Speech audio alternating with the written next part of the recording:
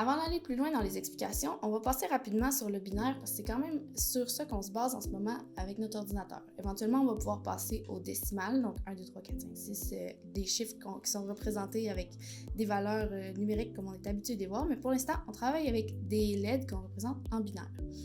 Le binaire, c'est quoi? C'est qu'il y a la possibilité d'avoir deux valeurs, 0 ou 1. C'est pour ça qu'on l'utilise beaucoup en électricité. Donc 0 étant quand il n'y a pas de courant qui passe, 1 étant quand le courant circule, donc on voit que la LED est allumée. Nous, on travaille avec 8 bits, donc la possibilité de représenter jusqu'à 8 valeurs de 0 ou 1 qu'on va pouvoir convertir en chiffres par après. Si je regarde mes 8 positions, donc de 0 à 7 ici, ça va être un 2 à la n, qui est 2 parce qu'on a juste 0 ou 1. Donc 2 à la 0 qui équivaut à 1, 2 à la 1 qui équivaut à 2. Puis si vous remarquez, à chaque fois qu'on saute, on double la valeur précédente. Donc on va être capable d'aller représenter ces valeurs-là ici avec nos positions de LED qui sont ici. Pour vous montrer un exemple, on va commencer ici en allumant notre première LED. Ça veut dire qu'on active notre première position, donc qui vaut 1. Si je viens activer la deuxième position, que je désactive la première, je suis à ma deuxième position, donc je représente un 2. Si par contre j'allume les deux en même temps, je vais faire 2 plus 1, qui va donner 3. C'est ce qui va nous permettre de compter. Donc, je vais pouvoir éteindre ces deux-là, allumer la troisième, je suis rendue à 4. Je peux ajouter 1, ça va donner 5.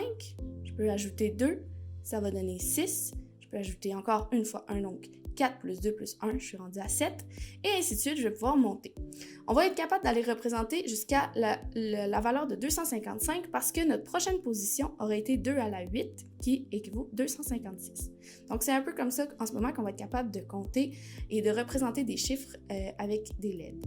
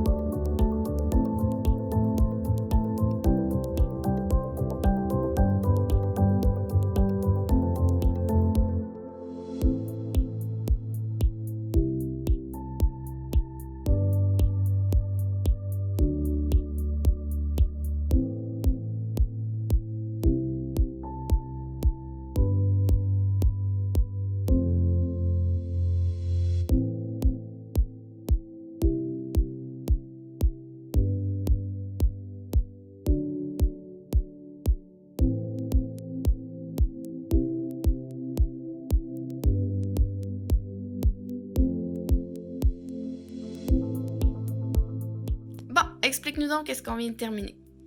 OK, là, ce qu'on vient de compléter, c'est ce qu'on appelle un ALU, ou Arithmetical Logic Unit. Ça sert en fait à faire des additions, des soustractions. Ça peut faire d'habitude plus de choses, mais là, nous, on a juste fait des additions et des soustractions. C'est les affaires les plus simples à faire. Donc, si on se rappelle, ce qu'on avait déjà construit, là, c'est de ici à ici. Donc, cette partie ici, c'est le register A. Et de ici à ici, ça ici, c'est le register B.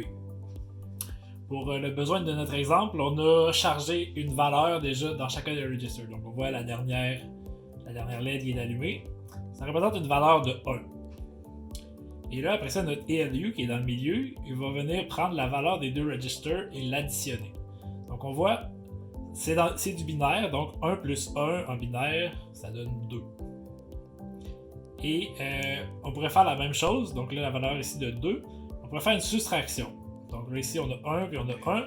Donc si on prenait, au lieu de faire 1 plus 1, on faisait 1 moins 1. Donc le fil ici contrôle si c'est une soustraction ou une addition. Présentement, on est en mode addition. Si je vais en mode soustraction, on voit ici que 1 moins 1, ben, ça donne 0. Donc il n'y a plus aucune lumière d'allumée.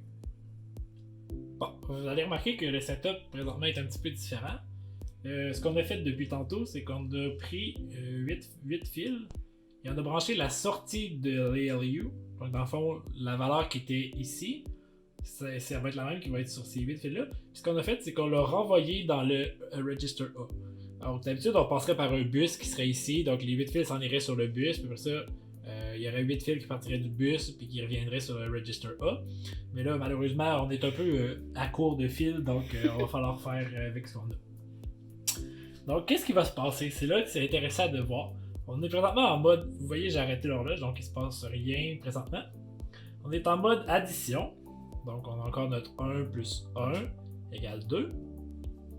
Et là, par exemple, j'ai mis le mode load sur le bus.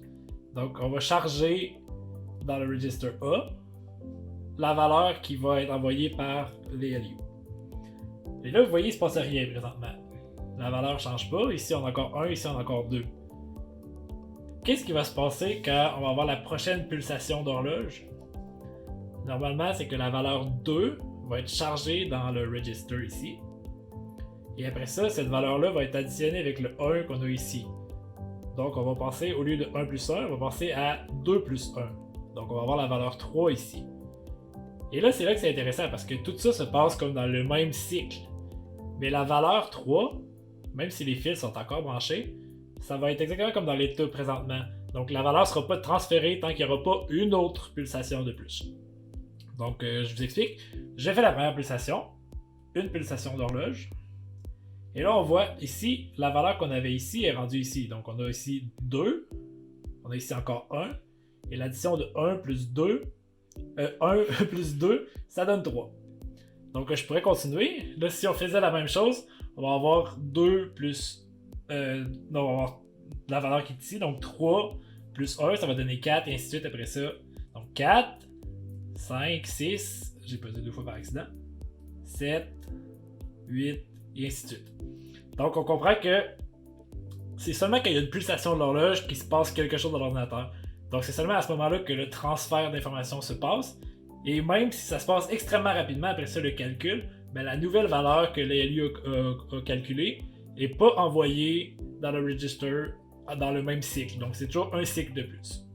Donc, qu'est-ce qu'on peut faire d'intéressant rendu là? On peut faire quelque chose de vraiment beau.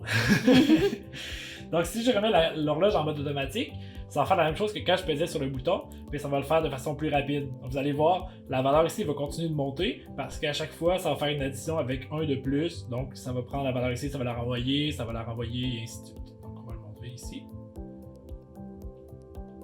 Donc, vous voyez, c'est du binaire, ça compte en montant. Donc là, on monte.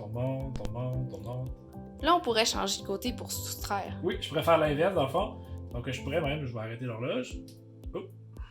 Et là, on pourrait faire l'inverse. Donc on voudrait, si on se met en mode soustraction, ben on va partir de la valeur qu'il y a dans le register A ici. On va soustraire 1 à chaque fois que l'horloge donne une pulsation.